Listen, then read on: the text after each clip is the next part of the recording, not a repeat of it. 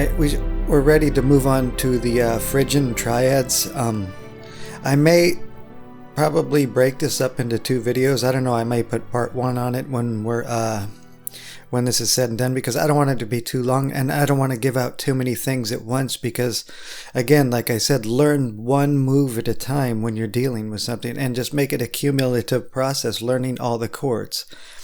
You don't memorize everything at once. That's small baby steps, small baby steps. I can never ever stop repeating that. So we're going to deal with Phrygian. We got a 1, a minor 1, a major 2, a major 3, a minor 4, a diminished 5, a major 6, and a minor 7.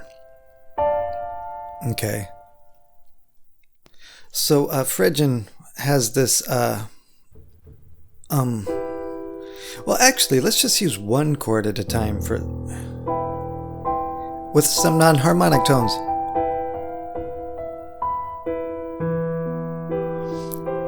Try that.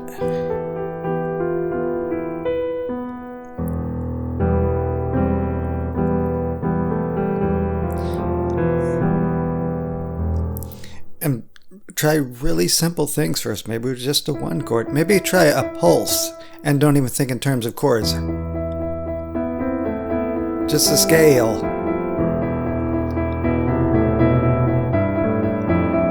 So these will be things that are useful for people who want to get into film scores and stuff. Little ostinatos like that. Phrygian can sound very aggressive. So let's just work with the 1 and the 2. This is probably the most common move. One of the most common. Maybe just keep a pedal point on the E and alternate between 1 and 2.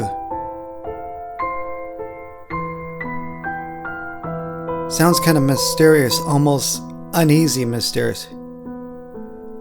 Okay. Again, it's something film composers or someone could use for a mood. And that's all I was doing. 1, 2, 1, 2, 1, 2. So maybe I'll play arpeggios in like broken triads or something.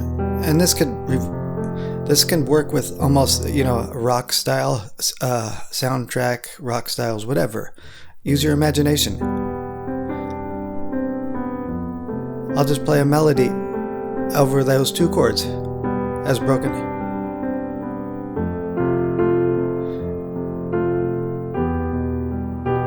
Maybe I'll just start a rise between the 2 chords.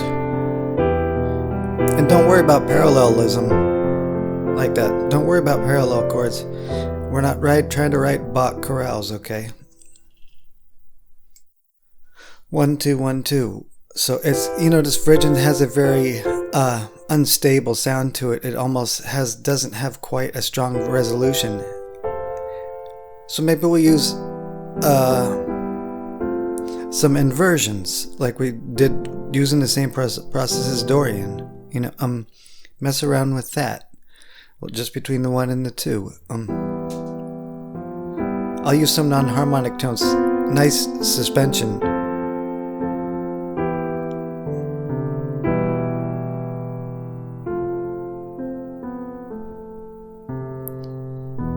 Kind of a very mellow sound, but also slightly uneasy. So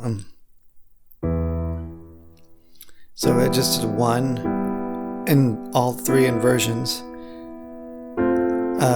2 in first inversion and root position 1, 1 with the 5th in the bass, 2 with 5th in the bass, 1 root position. So let's go ahead and add 2 chords to the equation. We're going to use the 7 chord, and you notice these 2 chords are a step away from the tonal center, which is kind of interesting. And this stepwise kind of root movement is actually a preferred something Phrygian really likes. So remember this when you're trying to create Phrygian progressions. So let's do something. Something like this, maybe. Keep repeating it, maybe keep going down, getting quieter. Okay. Sometimes I end without the 3rd, and that E flat stuck. with just open fists. Lots of parallelism I'm using with Phrygian, so don't be afraid of that. I mean, we live in modern times. This is all that happened. Is just 1, 2, 1, 7. Okay, that's all I did in parallel. I just kind of went downward. Maybe we'll do something like this with arpeggiation.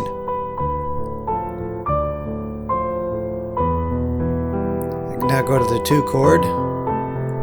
Maybe delay for a second.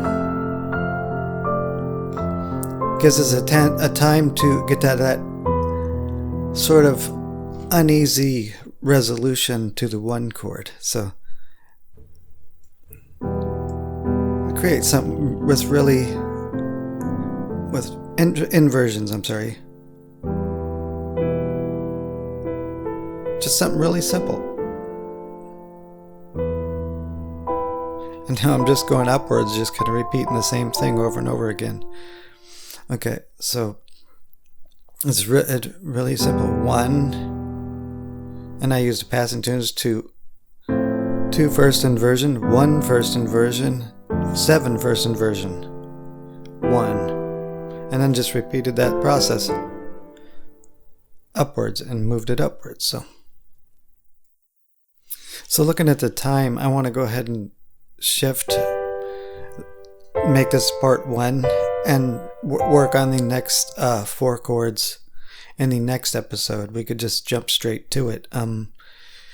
This is my advice, is just to work, with a couple of chords like the 1 and the 2 and the 1 and the 7 of Phrygian, and really mess with as many ideas as possible. Like like I did in this process, we just kind of came up with a bunch of things you could do. Inversions, non-harmonic tones, pedal points, pulses, arpeggiation, whatever. This is all. Learning how to write with just a couple of chords is actually beneficial, because the more chords you can add, it actually becomes a little easier. It's actually a little harder with just a couple, so like between the 1 and the 2.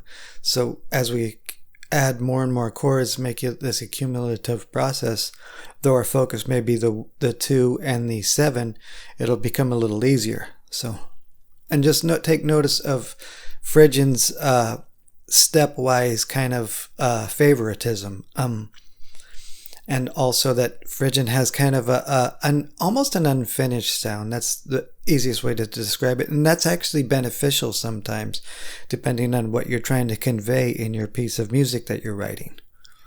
The unfinished sound is actually sometimes preferred.